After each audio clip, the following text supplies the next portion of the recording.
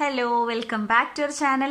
ഇന്ന് നമ്മൾ പഠിക്കാനായിട്ട് പോകുന്നത് ക്യൂട്ടിയിലെ സ്റ്റാറ്റിസ്റ്റിക്കൽ ഇൻഫറൻസ്, അതായത് ടെസ്റ്റിംഗ് ഓഫ് ഹൈപ്പോത്തസിസ് എന്നുള്ള ചാപ്റ്ററിനെ ബേസ് ചെയ്തിട്ടാണ്. ചാപ്റ്ററിന്റെ ഫസ്റ്റ് പാർട്ട് നമ്മളൊരു വീഡിയോ ചെയ്തിട്ടുണ്ട്. ആ ക്ലാസ് കാണാത്തവരെന്തായാലും അത് വേഗം പോയി കണ്ടിട്ട് വേണം ഈ ഒരു ക്ലാസ് അറ്റൻഡ് ചെയ്യാനായിട്ട്. ചാപ്റ്ററിന്റെ ഫസ്റ്റത്തെ ഭാഗങ്ങളൊക്കെ നമ്മൾ അതിൽ ഡിസ്കസ് ചെയ്തിട്ടുണ്ട്.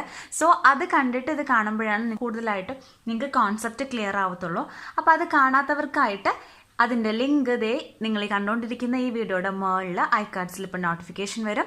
അവിടെ ക്ലിക്ക് ചെയ്ത് കഴിഞ്ഞാൽ അത് കാണാനായിട്ട് സാധിക്കും. ഓക്കെ, നമ്മുടെ ഈ ചാനലിൽ പ്രൊവൈഡ് ചെയ്യുന്ന ക്ലാസ്സസ് നിങ്ങൾക്ക് യൂസ്ഫുൾ ആയിട്ട് തോന്നുകയാണെന്നുണ്ടെങ്കിൽ മാക്സിമം നിങ്ങളുടെ ഫ്രണ്ട്സിനൊക്കെ ഷെയർ ചെയ്ത് കൊടുക്കുക. പിന്നെ വീഡിയോസ് ലൈക്ക് ചെയ്യാൻ മറക്കണ്ട. ഇതുവരെ സബ്സ്ക്രൈബ് ചെയ്യാത്ത ആരെങ്കിലും ഉണ്ടെന്നുണ്ടെങ്കിൽ വേഗം തന്നെ സബ്സ്ക്രൈബ് ചെയ്തേക്കാം. പിന്നെ ഇൻസ്റ്റഗ്രാമിലുള്ളവർ അതും കൂടി ഫോളോ ചെയ്യുക. ഇനി നമുക്ക് സമയം കളയാണ്ട് ക്ലാസ്സിലോട്ട് കിടക്കാം. Statistical inference. അപ്പോൾ ഈ ക്ലാസ്സിൽ നമ്മൾ സ്റ്റാർട്ട് ചെയ്യുന്നത് ക്രിറ്റിക്കൽ റീജിയൻ എന്നുള്ള ടോപ്പിക് വെച്ചിട്ടാണ്. അപ്പോൾ എന്താണ് ക്രിറ്റിക്കൽ റീജിയൻ നോക്കാം. If the computed value of the test statistic falls in the rejection region, we reject the null hypothesis. Null hypothesis എന്താണെന്നൊക്കെ നമ്മൾ മുൻപ് ഡിസ്കസ് ചെയ്തിട്ടുണ്ട്. നമുക്കറിയാം, ഒരു ടെസ്റ്റ് നമ്മൾ തുടങ്ങുമ്പോൾ ആദ്യം തന്നെ നമ്മൾ എന്ത് ചെയ്യും, നൾ ഹൈപ്പോത്തസിസ് സെറ്റ് ചെയ്യും. അങ്ങനെ അത് സെറ്റ് ചെയ്ത് വെച്ചു. ദെൻ നമ്മൾ ടെസ്റ്റ് സ്റ്റാറ്റിസ്റ്റിക് കമ്പ്യൂട്ട് ചെയ്യും. രണ്ട് വാല്യൂ നമുക്ക് കിട്ടുക. കമ്പ്യൂട്ടഡ് വാല്യൂ ഉണ്ട്, ടേബിൾ വാല്യൂ ഉണ്ട്. അപ്പോൾ അത് നമ്മൾ കമ്പയർ ചെയ്തിട്ടാണ് നൾ ഹൈപ്പോത്തസിസ് റിജക്ട് ചെയ്യണോ ആക്സെപ്റ്റ് ചെയ്യണോ നമുക്ക് തീരുമാനിക്കുന്നത്. സോ കമ്പ്യൂട്ടഡ് വാല്യൂ റിജക്ഷൻ റീജിയനിലാണെന്നുണ്ടെങ്കിൽ, അതായത് നമ്മൾ കമ്പ്യൂട്ട് ചെയ്ത് വെച്ചിട്ടുള്ള ടെസ്റ്റ് സ്റ്റാറ്റിസ്റ്റിക്കിന്റെ വാല്യൂ റിജക്ഷൻ റീജിയൻ ആണെന്നുണ്ടെങ്കിൽ നമ്മൾ എന്ത് ചെയ്യും, നൾ ഹൈപ്പോത്തസിസും അവിടെ ഓട്ടോമാറ്റിക്കലി റിജക്റ്റഡ് ആവും. സോ റിജക്ഷൻ റീജിയനെയാണ് ക്രിറ്റിക്കൽ റീജിയൻ എന്നുള്ളതുകൊണ്ട് ഉദ്ദേശിക്കുന്നത്. ഓക്കെ, അപ്പോൾ കമ്പ്യൂട്ടഡ് വാല്യൂ റിജക്ഷൻ ചെയ്ത് കഴിഞ്ഞ് കഴിഞ്ഞാൽ ഓൾറെഡി നൾ ഹൈപ്പോത്തസിസും റിജക്ട് ചെയ്യും. അങ്ങനെ റിജക്ഷൻ റീജിയനാണ് ക്രിറ്റിക്കൽ റീജിയൻ എന്ന് പറയുന്നത്. പിന്നെ പറയുന്നത് ലെവൽ ഓഫ് സിഗ്നിഫിക്കൻസിനോട് കറസ്പോണ്ടിങ് ആണ് ക്രിറ്റിക്കൽ റീജിയൻ. ലെവൽ ഓഫ് സിഗ്നിഫിക്കൻസിനെ ഡിനോട്ട് ചെയ്യുന്നത് ആൽഫ എന്നുള്ള സൈൻ വെച്ചിട്ടാണ്. സോ ലെവൽ ഓഫ് സിഗ്നിഫിക്കൻസ് എന്ന് പറഞ്ഞാൽ probability to reject a null hypothesis when it is true. അപ്പോൾ ആ ലെവൽ ഓഫ് സിഗ്നിഫിക്കൻസിനോട് കറസ്പോണ്ടിങ് ആണ് ക്രിറ്റിക്കൽ റീജിയൻ എന്ന് പറയുന്നത്. ദെൻ ആക്സെപ്റ്റൻസ് റീജിയൻ എന്ന് പറഞ്ഞാൽ എന്താണ്, നൾ ഹൈപ്പോത്തസിസിനെ ആക്സെപ്റ്റ് ചെയ്യുന്നതിനെയാണ് ആക്സെപ്റ്റൻസ് റീജിയൻ. അപ്പൊ ആക്സെപ്റ്റൻസ് റീജിയൻ അവിടെ എങ്ങനെയാ വരുന്നത്, 1 minus alpha, that means 1 minus level of significance. അപ്പൊ നമുക്ക് അറിയാം, ലെവൽ ഓഫ് സിഗ്നിഫിക്കൻസ് എപ്പോഴും 5% ആയിരിക്കും. 5% ഓർ 0.05 ആയിരിക്കും ലെവൽ ഓഫ് സിഗ്നിഫിക്കൻസ്. അപ്പൊ ഇതാണ് നമ്മുടെ critical region or rejection region. Then acceptance region എങ്ങനെയാണ് കാണുന്നത്, 1 minus 0.05 that is equal to 0.95 ആണ് നമ്മുടെ ആക്സെപ്റ്റൻസ് റീജിയൻ.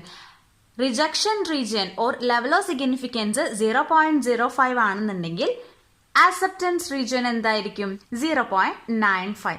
ഇത് ക്ലിയർ ആക്കി വെക്കാം കേട്ടോ. ഇനി വരുന്ന ഭാഗങ്ങൾ നമുക്ക് ഡിസ്കസ് ചെയ്യുമ്പോൾ ഇത് ആവശ്യമുണ്ട്. ഇനി പഠിക്കാനായിട്ട് പോകുന്നത് ടെയിൽഡ് ടെസ്റ്റ് ആണ്. അപ്പൊ നമ്മുടെ ഈ ടെസ്റ്റ് സ്റ്റാറ്റിസ്റ്റിക്കില് 2 ടൈപ്സ് ഓഫ് ടെയിൽഡ് ടെസ്റ്റ് ആണുള്ളത്. 1 ടെയിൽഡും ഉണ്ട്, 2 ടെയിൽഡ് ഉണ്ട്. വളരെ ഇമ്പോർട്ടന്റ് ആണ്. എക്സാമിന് തിയറി ആയിട്ട് ചോദിക്കാൻ ചാൻസ് ഉള്ള ഒരു ഭാഗമാണ് ടെയിൽഡ് ടെസ്റ്റ്. ഈ ചാപ്റ്ററിന്റെ പ്രത്യേകത വന്നിട്ട് തിയറി നന്നായിട്ട് മനസ്സിലാക്കി കോൺസെപ്റ്റ് ക്ലിയർ ആക്കിയാൽ മാത്രമാണ് പ്രോബ്ലം കൺഫ്യൂഷൻ ഒന്നും ഇല്ലാണ്ട് നമുക്ക് ചെയ്യാനായിട്ട് സാധിക്കുള്ളൂ. ഓക്കെ, അപ്പൊ നമുക്ക് ആദ്യം 2 ടെയിൽഡ് ടെസ്റ്റ് എന്താ നോക്കാം. 2 tailed hypothesis test are also known as undirectional and two sided test. Okay, അപ്പൊ ഈ ടെസ്റ്റിന് അൺഡയറക്ഷണൽ അല്ലെങ്കിൽ 2-സൈഡഡ് ടെസ്റ്റ് എന്ന് പറയും. എന്തുകൊണ്ട് അങ്ങനെ പറയുന്നതെന്നുള്ളത് ഇനി നെക്സ്റ്റ് വരുന്ന എക്സ്പ്ലനേഷൻ നമുക്ക് മനസ്സിലാക്കി തരും. When we perform a 2-tailed test, you split the significance level percentage between 2 tails of the distribution. ഇനി നമുക്ക് ഈ ഗ്രാഫ് നോക്കാം, എന്നിട്ട് എക്സ്പ്ലെയിൻ ചെയ്യാം. ഇത് ഒരു നോർമൽ ഡിസ്ട്രിബ്യൂഷൻ ആണ്. ഈ നോർമൽ ഡിസ്ട്രിബ്യൂഷന്റെ 2 ഷെയ്ഡഡ് ആയിട്ടുള്ള സൈഡ് ഇതിന്റെ 2 tails ആണ്. ഓക്കെ, അപ്പൊ നമുക്കറിയാം ലെവൽ ഓഫ് സിഗ്നിഫിക്കൻസ് എന്ന് പറഞ്ഞു കഴിഞ്ഞാൽ probability of rejection when null hypothesis is true. അപ്പോൾ സാധാരണ രീതിയിൽ 5% അല്ലെങ്കിൽ 0.05 ആണ് നമ്മൾ ലെവൽ ഓഫ് സിഗ്നിഫിക്കൻസ് ആയിട്ട് എടുക്കുന്നത്. 2-tailed ടെസ്റ്റിലെ ഈ ടോട്ടൽ വരുന്ന ഈ ലെവൽ ഓഫ് സിഗ്നിഫിക്കൻസിനെ നമ്മൾ എന്ത് ചെയ്യാണ്, ഈ നോർമൽ ഡിസ്ട്രിബ്യൂഷന്റെ 2 ടെയിൽസിലോട്ടും ഡിസ്ട്രിബ്യൂട്ട് ചെയ്യാണ്. അപ്പൊ ഡിസ്ട്രിബ്യൂട്ട് ചെയ്യുമ്പോൾ ഈക്വലി ആണ് ഡിസ്ട്രിബ്യൂട്ട് ചെയ്യുന്നത്. 0.05 നമ്മൾ 2 കൊണ്ട് ഡിവൈഡ് ചെയ്തിട്ട് ഈക്വലി ആണ് നോർമൽ ഡിസ്ട്രിബ്യൂഷന്റെ രണ്ട് ടൈലിലോട്ടും ഡിസ്ട്രിബ്യൂട്ട് ചെയ്യുന്നത്. അപ്പൊ എത്ര കിട്ടും? 0.025. ഓക്കെ, അപ്പൊ ഇതെന്താണ്? ടെസ്റ്റ് നടത്തുമ്പോൾ നമ്മൾ സെറ്റ് ചെയ്തിരിക്കുന്ന നൾ ഹൈപ്പോത്തസിസിനെ റിജക്റ്റ് ചെയ്യാനുള്ള പ്രോബബിലിറ്റി അല്ലെങ്കിൽ പോസിബിലിറ്റി ആണ് ഈ ഷെയ്ഡഡ് ആയിട്ടുള്ള ഭാഗം കാണിക്കുന്നത്. അപ്പൊ 2 ടൈൽഡ് ടെസ്റ്റിലെ നോർമൽ ഡിസ്ട്രിബ്യൂഷന്റെ രണ്ട് ടൈൽസിലോട്ടും ടോട്ടലുള്ള ലെവൽ ഓഫ് സിഗ്നിഫിക്കൻസിനെ ഡിസ്ട്രിബ്യൂട്ട് ചെയ്തിരിക്കുകയാണ്. ഓക്കെ, അപ്പൊ ഈ കാണുന്ന ഏരിയ ആണ് ആക്സെപ്റ്റൻസ് റീജിയൻ. ആക്സെപ്റ്റൻസ് റീജിയൻ എത്ര വരിക? 1 മൈനസ് ആൽഫ, അതായത് 1 മൈനസ് 0.05 ഈസ് ഈക്വൽ ടു 0.95. ഇത്രയും ഭാഗമാണ് ഒരു ടെസ്റ്റിലെ നൾ ഹൈപ്പോത്തസിസ് ആക്സെപ്റ്റ് ചെയ്യാനുള്ള റീജിയൻ ആണ് ഇത്. ഈ രണ്ട് ടൈലിലും ഷെയ്ഡഡ് ആയിട്ടിരിക്കുന്നതാണ് റിജക്ഷൻ റീജിയൻ. അതില് ലെവൽ ഓഫ് സിഗ്നിഫിക്കൻസിനെ രണ്ട് സൈഡിലോട്ടും സ്പ്ലിറ്റ് ചെയ്ത് കൊടുത്തിരിക്കുകയാണ്. അതുകൊണ്ടാണ് ഇതിനെ എന്ത് പറയുന്നത്? നോൺ ഡയറക്ഷണൽ, അതേപോലെ തന്നെ 2 സൈഡഡ് ടെസ്റ്റ് എന്ന് പറയുന്നത്. ക്ലിയർ? ഇനി നെക്സ്റ്റ് വൺ ടൈൽഡ് ടെസ്റ്റ് എന്താ നോക്കാം. One tailed hypothesis test is also known as directional and one sided test.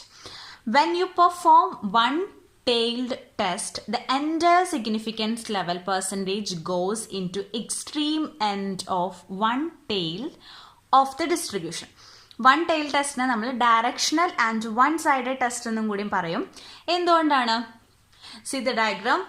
One-tailed ടെസ്റ്റിന്റെ പ്രത്യേകത വന്നിട്ട് entire ലെവൽ ഓഫ് സിഗ്നിഫിക്കൻസ്, അതായത് 0.05 നമ്മൾ ഈ നോർമൽ ഡിസ്ട്രിബ്യൂഷന്റെ ഒരറ്റത്തേക്ക് മാത്രം കോൺസെൻട്രേറ്റ് ചെയ്തിട്ട് ഡിസ്ട്രിബ്യൂട്ട് ചെയ്യും. ഫസ്റ്റത്തെ ഡയഗ്രാം വന്നിട്ട് ലെഫ്റ്റ് സൈഡിലോട്ട് മാത്രമാണ് ടോട്ടൽ ലെവൽ ഓഫ് സിഗ്നിഫിക്കൻസിനെ കാണിച്ചിരിക്കുന്നത്. ഓക്കെ, ഈ ഒരു ഡയഗ്രത്തിലെ ഈ ഷെയ്ഡഡ് ആയിട്ടുള്ള ഭാഗമാണ് എന്ത്? Rejection region. ദെൻ ഇത്രയും ഭാഗം ആക്സെപ്റ്റൻസ് റീജിയൻ. പക്ഷെ വാല്യൂസ് സെയിം ആണ്. ആക്സെപ്റ്റൻസ് റീജിയൻ വന്നിട്ട് 0.95ഉം റിജക്ഷൻ റീജിയൻ വന്നിട്ട് 0.5ഉം. രണ്ട് സൈഡിലോട്ടും 2 ടൈൽ ടെസ്റ്റ് പോലെ രണ്ട് സൈഡിലോട്ടും ഡിസ്ട്രിബ്യൂട്ട് ചെയ്യാണ്ട് ലെവൽ ഓഫ് സിഗ്നിഫിക്കൻസിനെ ഒരു സൈഡിൽ മാത്രം കോൺസെൻട്രേറ്റ് ചെയ്തു. ഓക്കെ, നെക്സ്റ്റ് ഡയഗ്രാം ഈ സൈഡിലോട്ട് മാത്രം. ഇവിടെ റൈറ്റ് സൈഡിലോട്ട് മാത്രമാണ് ലെവൽ ഓഫ് സിഗ്നിഫിക്കൻസിനെ കാണിച്ചിരിക്കുന്നത്. ഇത്രയും ഭാഗം ആക്സെപ്റ്റൻസ് റീജിയൻ. ഈ ഒരു വൺ ടൈൽഡ് ടെസ്റ്റില് ലെഫ്റ്റ് സൈഡിലോട്ട് മാത്രം എൻറ്റയർ ലെവൽ ഓഫ് സിഗ്നിഫിക്കൻസിനെ കാണിച്ചിരിക്കുന്നെങ്കിൽ അതിന് ലെഫ്റ്റ് ടൈൽഡ് ടെസ്റ്റ് എന്നും കൂടി പറയും. ദെൻ റൈറ്റ് സൈഡിലോട്ട് മാത്രമാണ് ഫുള്ളായിട്ട് ലെവൽ ഓഫ് സിഗ്നിഫിക്കൻസിനെ കാണിച്ചിരിക്കുന്നതെങ്കിൽ റൈറ്റ് ടൈൽഡ് ടെസ്റ്റ് എന്ന് പറയും. ഓക്കെ, ഇത്രയും ഭാഗം ക്ലിയർ ആയെന്ന് വിചാരിക്കുന്നു. ഇനി പഠിക്കാൻ പോകുന്നതാണ് critical value or table value. എന്താണ് ക്രിറ്റിക്കൽ വാല്യൂ നോക്കാം. The value of the test statistic which separate the rejection region from the acceptance region is called critical value. അതായത് ടെസ്റ്റ് സ്റ്റാറ്റിസ്റ്റിക്കില് രണ്ട് റീജിയൻ ഉണ്ടെന്ന് പറഞ്ഞു. ആക്സെപ്റ്റൻസ് റീജിയൻ ഉണ്ട്, റിജക്ഷൻ റീജിയൻ ഉണ്ട്. അപ്പൊ ഈ ആക്സെപ്റ്റൻസ് റീജിയനിൽ നിന്നും റിജക്ഷൻ റീജിയനെ സെപ്പറേറ്റ് ചെയ്യുന്ന വാല്യൂവിനെയാണ് ക്രിറ്റിക്കൽ വാല്യൂ അല്ലെങ്കിൽ ടേബിൾ വാല്യൂ എന്ന് പറയുന്നത്. അപ്പൊ നമ്മൾ ആ സെറ്റ് ചെയ്തിരിക്കുന്ന ഹൈപ്പോത്തസിസ് ആക്സെപ്റ്റ് ചെയ്യണോ റിജക്ട് ചെയ്യണോ എന്ന് തീരുമാനിക്കുന്നത് മെയിൻ ആയിട്ടും കമ്പ്യൂട്ടഡ് വാല്യൂവും അതേപോലെ തന്നെ ടേബിൾ വാല്യൂവും കമ്പയർ ചെയ്തിട്ടാണ്. സോ ടേബിൾ വാല്യൂ എന്ന് പറയുന്നത് ആക്സെപ്റ്റൻസ് റീജിയനിൽ നിന്നും റിജക്ഷൻ റീജിയനെ സെപ്പറേറ്റ് ചെയ്യുന്ന വാല്യൂ. അപ്പോൾ ഒരു ടെസ്റ്റ് ചെയ്യുമ്പോൾ എങ്ങനെയാണ് ടേബിൾ വാല്യൂ ഫൈൻഡ് ചെയ്യാൻ നോക്കാം. ഇവിടെ കൊടുത്തിരിക്കുന്നത് സെഡ് ടെസ്റ്റിന്റെ മാത്രം കേസിലാണ് കേട്ടോ. ടി ടെസ്റ്റിന്റെ കേസിൽ ഞാൻ പറയാം. രണ്ട് ടെസ്റ്റ് എടുക്കുമ്പോഴും സെഡ് ടെസ്റ്റ് ആണെന്നുണ്ടെങ്കിലും ടി ടെസ്റ്റ് ആണെന്നുണ്ടെങ്കിലും ലെവൽ ഓഫ് സിഗ്നിഫിക്കൻസ് ഒന്നെങ്കിൽ 1% ആയിരിക്കും, അല്ലാന്നുണ്ടെങ്കിൽ 5% ആയിരിക്കും. ഓക്കെ, അത് നമ്മൾ മുമ്പ് പഠിച്ചിട്ടുള്ളതാണ്. ദെൻ വൺ ടൈൽഡ് ആണോ 2 ടൈൽഡ് ആണോ നോക്കണം. ദെൻ ഇനി ഇതിൽ പറഞ്ഞിരിക്കുന്ന 1% അഥവാ 0.01 ആണ് ലെവൽ ഓഫ് സിഗ്നിഫിക്കൻസ് ആയിട്ട് എടുക്കുന്നെങ്കിൽ അത് വൺ ടൈൽഡിലാണെന്നുണ്ടെങ്കിൽ ടേബിൾ വാല്യൂ എത്ര ആയിരിക്കും? 2.58 ആയിരിക്കും. 2 ടൈൽഡ് ആണെന്നുണ്ടെങ്കിൽ 2.33 ആയിരിക്കും. ദെൻ 5% ആണ് ലെവൽ ഓഫ് സിഗ്നിഫിക്കൻസ് എടുക്കുന്നത് അഥവാ 0.05 ആണെന്നുണ്ടെങ്കിൽ അത് വൺ ടൈൽഡിലാണെന്നുണ്ടെങ്കിൽ 1.96ഉം 2 ടൈൽഡ് ആണെന്നുണ്ടെങ്കിൽ 1.645ഉം. ഇതെങ്ങനെ കണ്ടുപിടിക്കാം, അതേപോലെ തന്നെ ടി ടെസ്റ്റിന്റെ ടേബിൾ വാല്യൂ എങ്ങനെയാണ് ഫൈൻഡ് ചെയ്യാന്നുള്ളത് ശരിക്കും അതിന്റെ ടേബിളിൽ നിന്ന് നിങ്ങൾക്ക് ഇത് കാണിച്ചു തരാം. ഇതാണ് നമ്മുടെ actual table value of T for T test and table value of Z for Z test. അപ്പോൾ ഇത് ഈ ഒരു ചാപ്റ്ററിൽ പ്രോബ്ലം ചെയ്യാനായിട്ട് ഈ ടേബിൾ മസ്റ്റായിട്ടും കയ്യിലുണ്ടായിരിക്കണം. എക്സാമിന് പോകുമ്പോൾ ഇത് കൊണ്ടുപോകാൻ മറക്കരുത്. ഓക്കെ, അപ്പോൾ ഇതെങ്ങനെയാണ് ഫൈൻഡ് ചെയ്യേണ്ടതെന്ന് നോക്കാം. ഇവിടെ ഡിഗ്രി ഓഫ് ഫ്രീഡം, ഇവിടെ ലെവൽ ഓഫ് സിഗ്നിഫിക്കൻസും. ലെവൽ ഓഫ് സിഗ്നിഫിക്കൻസിൽ 2 വാല്യൂ കാണിച്ചിട്ടുണ്ട്. ഒന്ന് ബോൾഡഡ് ആയിട്ടും കാണിച്ചിട്ടുണ്ട്, പിന്നെ സാധാരണ രീതിയിലുള്ള നമ്പേഴ്സിലും കാണിച്ചിട്ടുണ്ട്.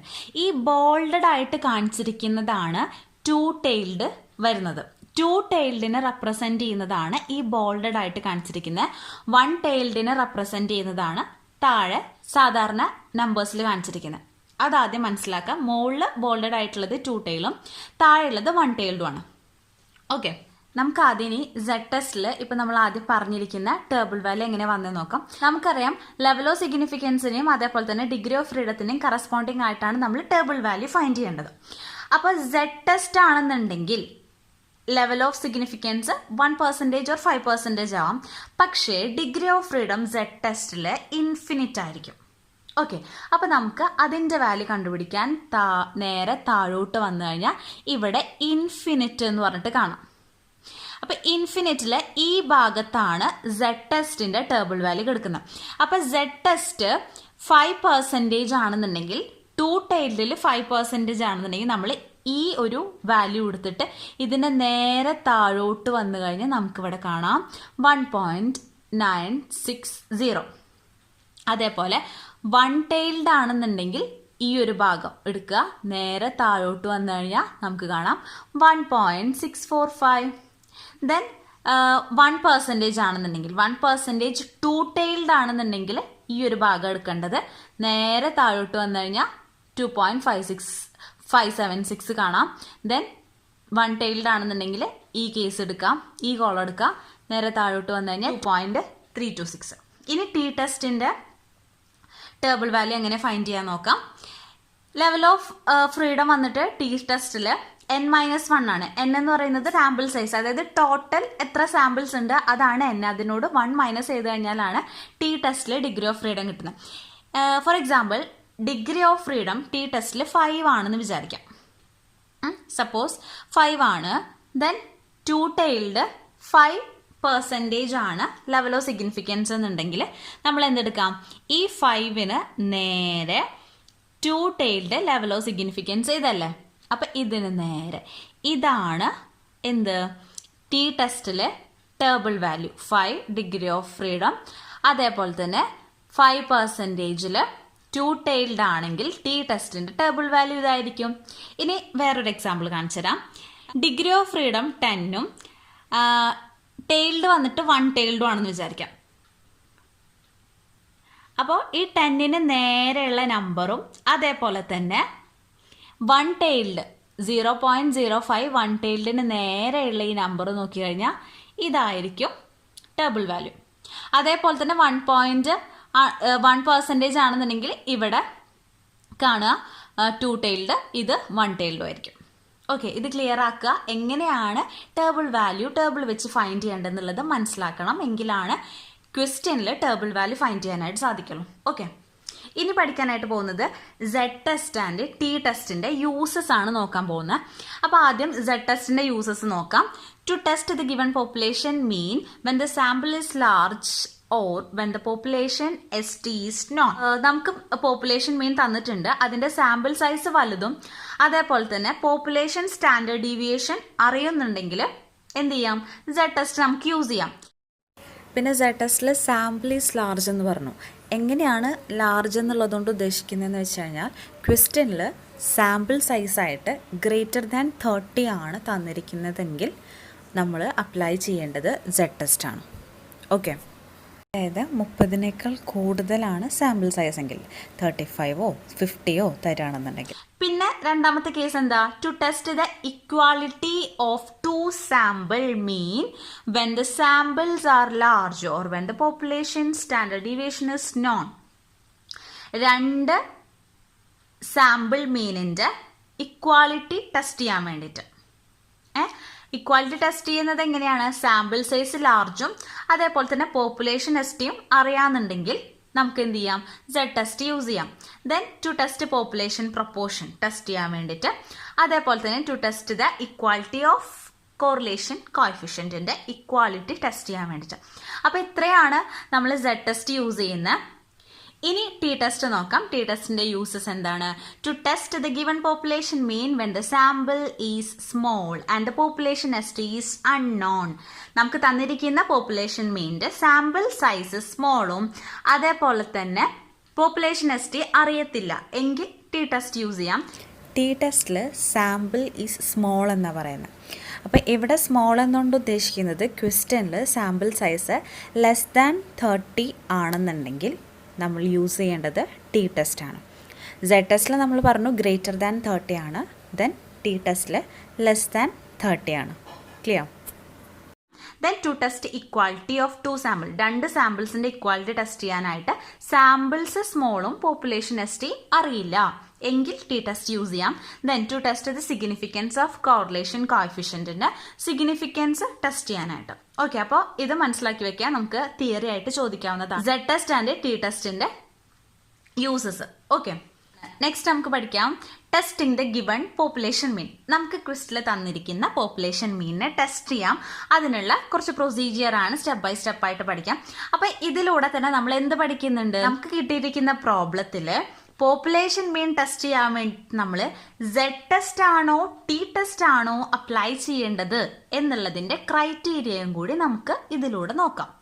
ഓക്കെ, അപ്പോൾ പോപ്പുലേഷൻ മീൻ തന്നിരിക്കുന്ന പോപ്പുലേഷൻ മീൻ ടെസ്റ്റ് ചെയ്യാൻ വേണ്ടിയിട്ട് first procedure and important procedure വന്നിട്ട് എന്താണ്? ഹൈപ്പോത്തിസിസ് സെറ്റ് ചെയ്യുക.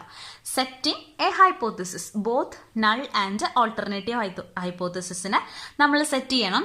എങ്ങനെയാണ് സെറ്റ് ചെയ്യേണ്ടത്? നമുക്ക് തന്നിരിക്കുന്നത് എന്താണ്? പോപ്പുലേഷൻ മീൻ ആണ്. അപ്പോൾ ഹൈപ്പോത്തിസിസ് ആയിട്ട് സെറ്റ് ചെയ്യേണ്ടത് that there is no significance difference between sample mean and population mean. Huge പോപ്പുലേഷനിൽ നിന്നാണ് നമ്മൾ ആ പോപ്പുലേഷൻ ടെസ്റ്റ് ചെയ്യാൻ വേണ്ടിയിട്ട് സാമ്പിൾസ് എടുക്കുന്നത്. അപ്പോൾ നമ്മുടെ പോപ്പുലേഷൻ മീനും എടുത്തിരിക്കുന്ന സാമ്പിൾ മീനും തമ്മിൽ യാതൊരു വിധത്തിലുള്ള വ്യത്യാസവും ഇല്ല എന്നാണ് നമ്മൾ ഹൈപ്പോത്തിസിസ് ആയിട്ട് സെറ്റ് ചെയ്യേണ്ടത്. ഓക്കെ, എങ്കിലാണ് ക്വിസിൽ തന്നിരിക്കുന്ന പോപ്പുലേഷൻ മീൻ ട്രൂ ആവത്തുള്ളൂ. ഓക്കെ, അപ്പം അങ്ങനെ ഒരു ഹൈപ്പോത്തിസിസ് സെറ്റ് ചെയ്യുക. അതിനെ എക്സ്പ്രസ് ചെയ്യുന്നതാണ് ഇവിടെ കാണിച്ചിരിക്കുന്നത് mu is equal to mu 0. ഇതിനെ മ്യൂ എന്നാണ് പറയുന്നത്. Mu is equal to mu 0. ഇതിൽ മ്യൂ 0 എന്നുള്ളത് നമ്മൾ ക്വിസിൽ തന്നിരിക്കുന്ന പോപ്പുലേഷൻ മീനിന്റെ ന്യൂമറിക്കൽ വാല്യൂ, അതായത് ക്വസ്റ്റ്യനിൽ പോപ്പുലേഷൻ മീനായിട്ട് എത്രയാണോ തന്നിരിക്കുന്നത് അതാണ് ഇവിടെ മ്യൂ 0 ആയിട്ട് എഴുതേണ്ടത്. അപ്പൊ മ്യൂ എന്താണ്? Sample mean. അപ്പൊ നമ്മൾ ഇങ്ങനെയാണ് സെറ്റ് ചെയ്യേണ്ടത്. Mu is equal to mu 0. അത് നമുക്ക് ഇങ്ങനെ മ്യൂ ഈസിക്കൽ ടു മ്യൂ 0 എന്ന് പറഞ്ഞാൽ എന്താണ്? Sample mean is equal to population mean. Okay, അപ്പോൾ ക്വസ്റ്റ്യനിൽ ആദ്യം ക്വസ്റ്റ്യൻ ആൻസർ ചെയ്യുമ്പോൾ ആദ്യം നമ്മൾ എന്ത് ചെയ്യണം? മ്യൂ ഈസ് ഈക്വൽ ടു അതിൻ്റെ വാല്യൂ എത്രയാണ് ക്വസ്റ്റ്യനിൽ. ഇപ്പോൾ എക്സാമ്പിൾ 2500 ആണ് ക്വസ്റ്റ്യനിൽ തന്നിട്ടുണ്ടെന്നുണ്ടെങ്കിൽ നമ്മൾ എങ്ങനെ എഴുതണം? മ്യൂ ഈസ് ഈക്വൽ ടു 2500, അതായത് sample mean is equal to population mean. Okay, അപ്പോൾ ഫസ്റ്റ് നമ്മൾ ഹൈപ്പോത്തിസിസ് സെറ്റ് ചെയ്തു. ഇനി സെക്കൻഡ് പ്രൊസീജിയർ എന്താണ്? Decide test criteria. ഏത് ടെസ്റ്റ് ആണ് എന്നുള്ളത് തീരുമാനിക്കാം. അതായത് സെഡ് ടെസ്റ്റ് ആണോ ടി ടെസ്റ്റ് ആണോ ഈ ഒരു പോപ്പുലേഷൻ മീൻ ടെസ്റ്റ് ചെയ്യാൻ വേണ്ടിയിട്ട് അപ്ലൈ ചെയ്യേണ്ടത് എന്നുള്ളത് തീരുമാനിക്കണം. അതിൽ എങ്ങനെയാണ് സെഡ് ടെസ്റ്റ് ആണോ ടി ടെസ്റ്റ് ആണോ എന്ന് അറിയേണ്ടത്? if sample is large and if sample is small but population ST is known. Sample വലുതാണെന്നുണ്ടെങ്കിൽ എന്ത് ചെയ്യാം? സെഡ് ടെസ്റ്റ് ആയിരിക്കും, ഉറപ്പാണ്. ഇനിയിപ്പോൾ സാമ്പിൾ ചെറുതാണ് പക്ഷെ നമുക്ക് പോപ്പുലേഷൻ സ്റ്റാൻഡേർഡ് ഡീവിയേഷൻ തന്നിട്ടുണ്ട് ക്വസ്റ്റ്യനിൽ, എങ്കിലും സെഡ് ടെസ്റ്റ് ആയിരിക്കും. ഓക്കെ, അപ്പൊ സെഡ് ടെസ്റ്റിലെ രണ്ട് കേസാണുള്ളത്. സാമ്പിൾ വലുതും അതേപോലെ തന്നെ സാമ്പിൾ ചെറുതാണെന്നുണ്ടെങ്കിലും പോപ്പുലേഷൻ മീൻ തന്നിട്ടുണ്ട്, പോപ്പുലേഷൻ സ്റ്റാൻഡേർഡ് ഡീവിയേഷൻ തന്നിട്ടുണ്ടെന്നുണ്ടെങ്കിലും സെഡ് ടെസ്റ്റ് ആണ്. ദെൻ ടി ടെസ്റ്റ് ആണെന്നുണ്ടെങ്കിൽ എന്താണ്?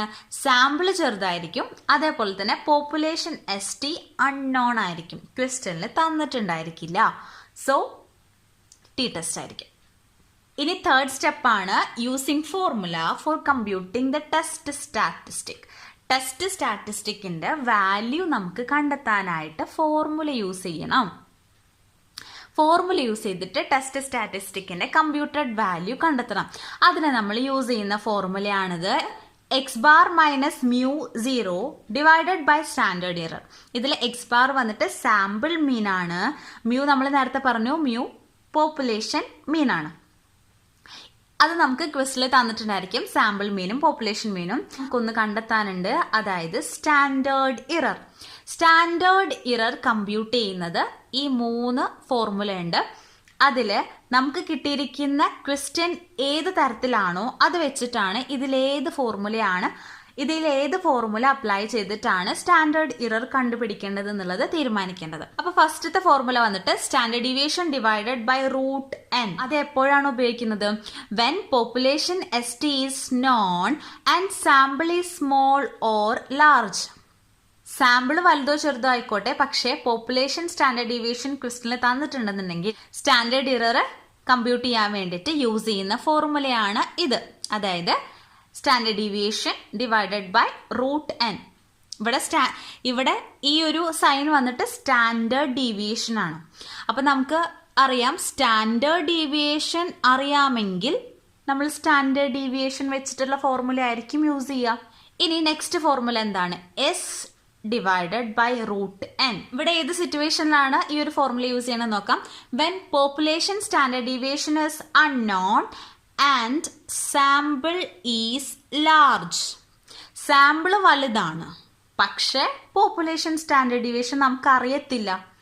അതുകൊണ്ട് ഈ ഫോർമുലയിലുള്ള എസ് എന്താണ്? സാമ്പിൾ സ്റ്റാൻഡേർഡ് ഡീവിയേഷൻ ആണ്. ഓക്കെ, അപ്പൊ sample standard deviation divided by root n.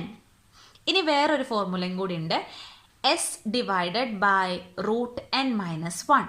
അത് ഏത് കേസിലാ? When population standard deviation is not known and sample is small.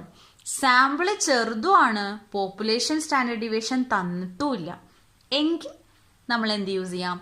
Sample standard deviation divided by root n minus 1. ഇതിലൊക്കെ പറഞ്ഞിരിക്കുന്ന n sample size ആണ് കേട്ടോ. ക്വസ്റ്റ്യനിൽ ഇത്രയും സാമ്പിൾ ആണെന്നുള്ളത് നമുക്ക് സാമ്പിൾ സൈസ് തന്നിട്ടുണ്ടായിരിക്കും. അതാണ് ഇവിടെ n എന്നുള്ളതുകൊണ്ട് റെപ്രസെന്റ് ചെയ്യുന്നത്. ഈ ഒരു കേസ് നമ്മൾ എന്തായാലും പഠിച്ചു വെക്കണം. എങ്കിലാണ് ക്വസ്റ്റ്യൻ കണ്ടു കഴിഞ്ഞാൽ ഏത് സിറ്റുവേഷൻ ആണ് എന്നുള്ളത് മനസ്സിലാക്കിയിട്ട് നമുക്ക് ഇതിൽ ഏത് ഫോർമുലയാണ് അപ്ലൈ ചെയ്തിട്ട് സ്റ്റാൻഡേർഡ് ഇറർ കണ്ടുപിടിക്കേണ്ടത് എന്നുള്ളത് മനസ്സിലാവത്തുള്ളൂ. ഇതിൽ സ്റ്റാൻഡേർഡ് ഇറർ കണ്ടുപിടിച്ചാൽ മാത്രമാണ് ടെസ്റ്റ് സ്റ്റാറ്റിസ്റ്റിക്കിന്റെ കമ്പ്യൂട്ടഡ് വാല്യൂ നമുക്ക് കാൽക്കുലേറ്റ് ചെയ്യാനായിട്ട് പറ്റത്തുള്ളൂ. ഓക്കെ, ഫോർത്ത് സ്റ്റെപ്പ് എന്താണ്? Degree of freedom. അത് Z ടെസ്റ്റിലാണെന്നുണ്ടെങ്കിൽ നമ്മൾ പറഞ്ഞു അത് ഇൻഫിനിറ്റ് ആയിരിക്കും. T ടെസ്റ്റ് ആണെന്നുണ്ടെങ്കിൽ n minus 1. Number of observation അല്ലെങ്കിൽ നമ്പർ ഓഫ് സാമ്പിൾ മൈനസ് 1.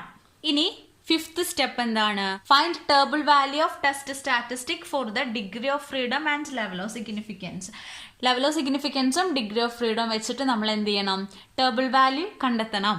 ഇനി ലാസ്റ്റ് ആൻഡ് ഫൈനൽ സ്റ്റെപ്പ് ആണ് take decision either accept or reject the null hypothesis.